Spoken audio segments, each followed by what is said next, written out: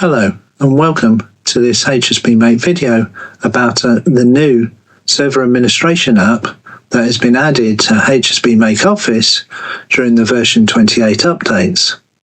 My name is Andrew Baker-Keane and I'll give you a quick overview of this new application. The server administration application is designed to give access to users to the server log so that they don't need to have server access.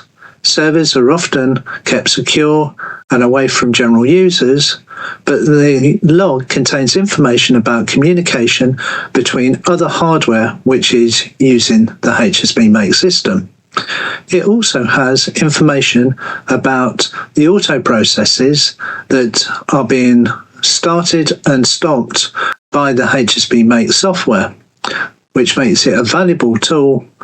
In the software, the server administration app is accessed through the button at the top of Office, and as you can see, we have a whole list of entries which have been recorded by the log. Because we expose these entries, scroll through the pages of the logs very easily. One way to filter is to look for a specific date, and you can set the start and end time of the filter range. This then shows you all the logs that relate to that date range.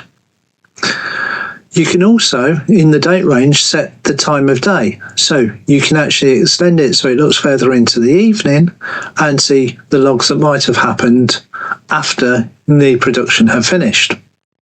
Notice there is different states of the logs as shown. So we've got information, warnings and errors. This is a great way to find out if something has gone wrong because it is easily highlighted.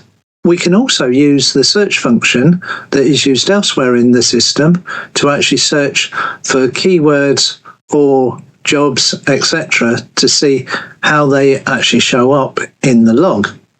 So, to summarize, the Service Administration app gives you quick access to server information, which can be useful, especially when trying to diagnose a problem.